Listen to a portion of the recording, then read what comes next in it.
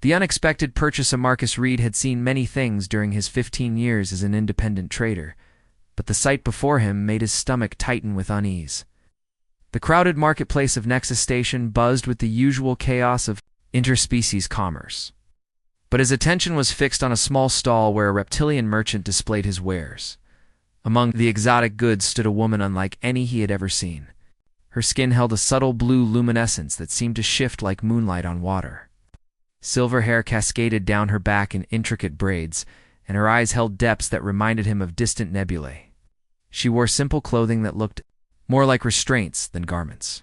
Fresh from the outer rim, the merchant hissed to potential buyers, trained, obedient, perfect for long voyages.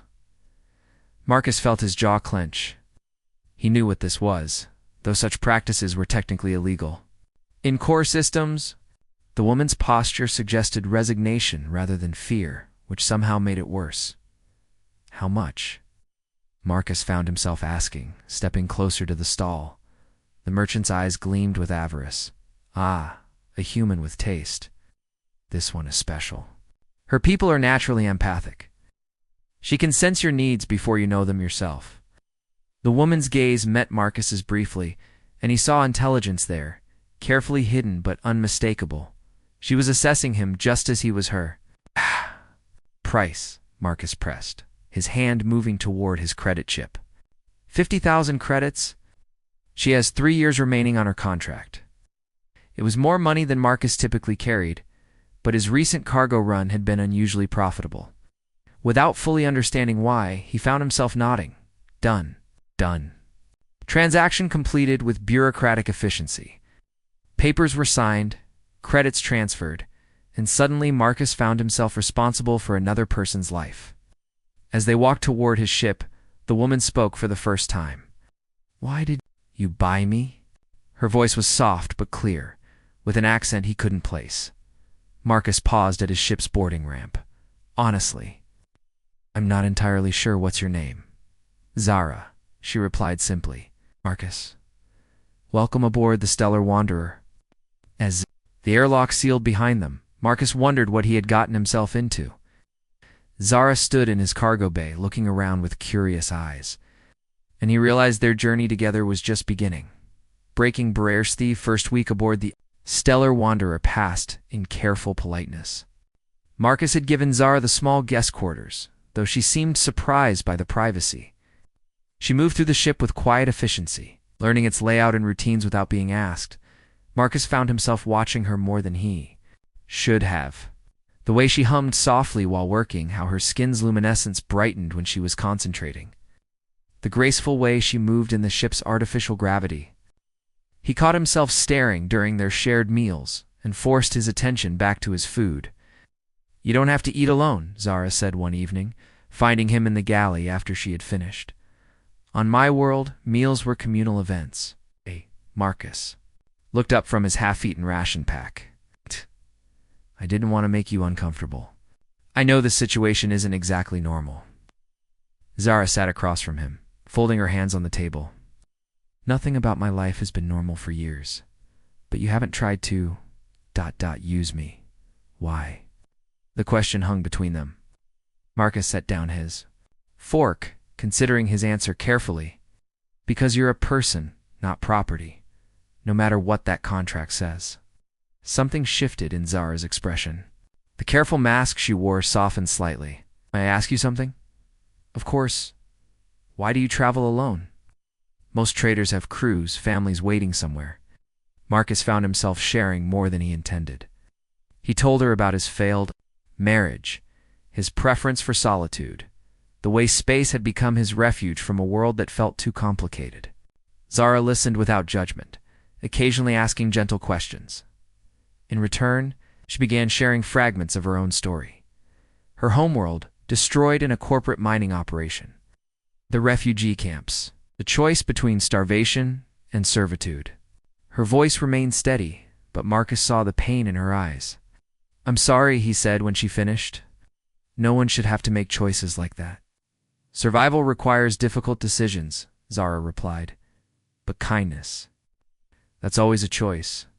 Their eyes met across the small table, and Marcus felt something shift between them.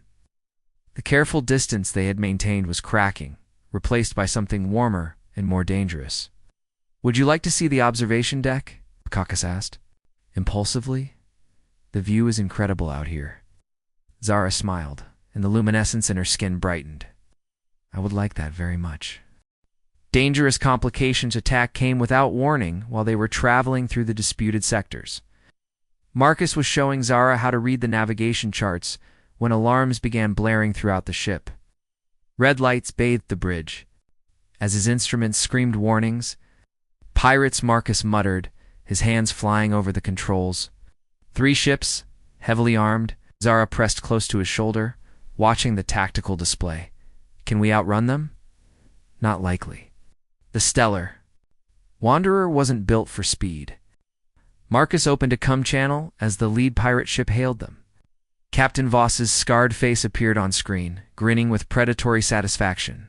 "Well, well," Marcus read. "Heard you've been carrying some interesting cargo lately?" Marcus's blood chilled.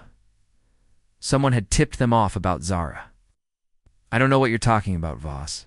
Don't play stupid. Hand over the girl, and we might let you keep your ship." Marcus glanced at Zara, who had gone pale but stood straighter. "Not happening. Thought you might say that. Boys, disable their engines, but try not to damage the cargo." The first impact rocked the ship. Marcus grabbed Zara's hand. "We need to get to the escape pods." "Wait," Zara said, her eyes bright with determination. "My people have natural abilities. I might be able to help."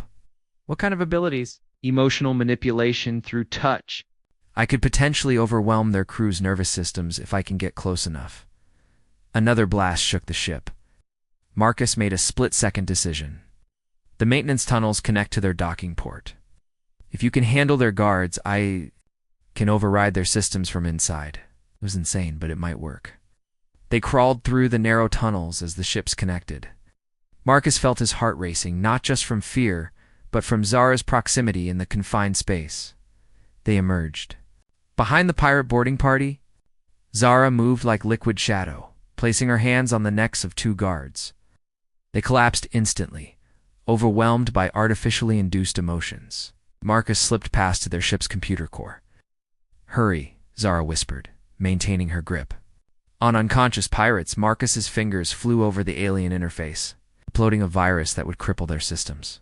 Sparks flew as he worked, and he felt Zara's hand briefly touch his shoulder, steadying his nerves through her empathic abilities.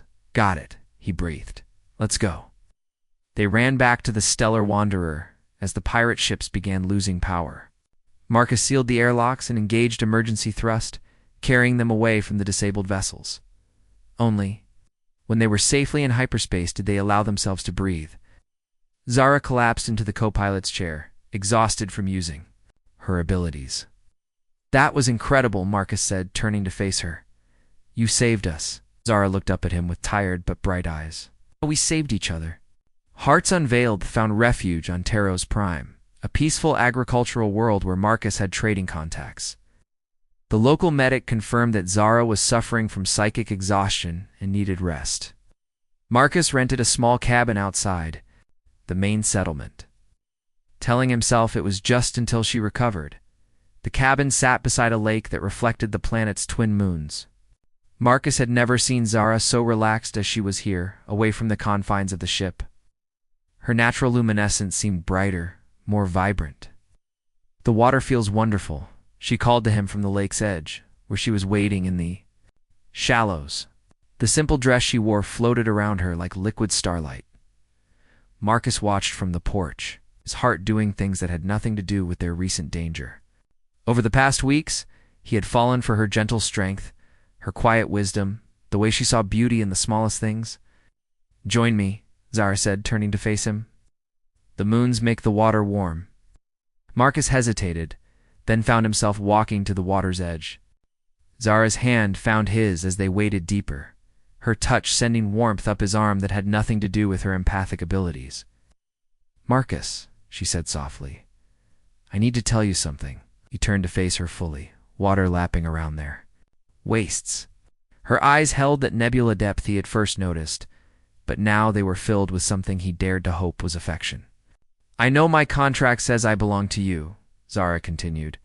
But somewhere along the way, my heart began to belong to you by choice.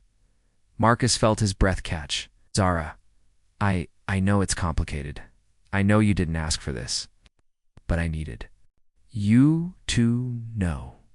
Instead of answering with words, Marcus cupped her face in his hands and kissed her. She melted against him, her luminescence brightening like captured starlight. When they broke apart, both were breathing hard. I love you too, Marcus whispered against her forehead. I have for weeks now.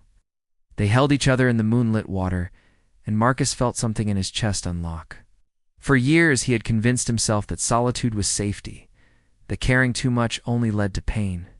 But Zara had slipped past all his defenses with her quiet strength and generous heart. Later, they sat on the cabin's porch, wrapped in blankets, watching the moon set over the lake. Zara's head rested on Marcus's shoulder, and he could feel her contentment through their connection. What happens when the contract expires? He asked quietly. Zara lifted her head to meet his eyes. That depends on what you want to happen. Marcus smiled, pulling her closer. I want you to choose. No contracts. No obligations. Just ... us. Then that's what we'll have, Zara replied, sealing the promise with another kiss. Freedom's choice 6 months later, they stood in the administrative offices of New Horizons Station. Marcus's palms were sweating as they waited for the contract official to process Zara's paperwork. Today, her 3-year servitude contract would officially expire. Are you nervous? Zara asked softly, her hand finding his. Terrified, Marcus admitted. What if you decide you want to go home, find your own people? Zara squeezed his fingers. Marcus Reed, for someone so intelligent, you can be remarkably dense sometimes. The official, a bored-looking human woman, looked up from her screen. Zara Vithros, your contract of indenture is hereby terminated. You are free to go wherever you choose. The words hung in the air. Marcus felt his heart hammering as Zara stood, officially a free person for the first time in years. Well, the official asked impatiently, do you need transportation arranged? Refugee services? Zara turned to Marcus with a smile that made her skin glow like captured sunshine. No, thank you. I'm staying with my partner. Partner, not owner, not employer. Partner. Marcus felt like he could breathe properly for the first time in months. He stood and took Zara's hand as they walked out of the office together. So, he said as they headed back toward the Stellar Wanderer, what does a free woman want to do first? Zara pretended to consider seriously. I've been thinking about this for months. First, I want to paint new identification on the ship, something that reflects both of us. And second, I want to kiss my partner without any contracts between us. Marcus stopped walking and pulled her into his arms right there in the station corridor. Other travelers moved around them as they kissed, but Marcus didn't care. This woman had chosen him, chosen them, chosen the uncertain life of a trader's partner over the security of returning to her people. When they broke apart, both were grinning. There's a merchant here selling homestead plots on the Rimworlds, Marcus said. We could buy land, build something permanent. Zara shook her head. The stars are our home now. Besides, someone needs to make sure you don't buy any more indentured people. Marcus laughed, remembering how this all began. That was a one-time thing. Good thing. It was the right one-time thing. They walked back to their ship, hand in hand, ready to face whatever adventures awaited them. The Stellar Wanderer might have been built for one, but it had become home for two people who had found love in the most unexpected of circumstances. As they prepared for departure, Marcus watched Zara input their next destination into the navigation computer with practiced AE. She caught him staring and raised an eyebrow. What? Just thinking about how lucky I am. Zara's luminescence brightened with happiness. We both are. Now, shall we see what's waiting for us out there? Marcus nodded, taking his place beside her at the controls. Together, they guided their ship into the vast expanse of space. Two souls who had found their home in each other.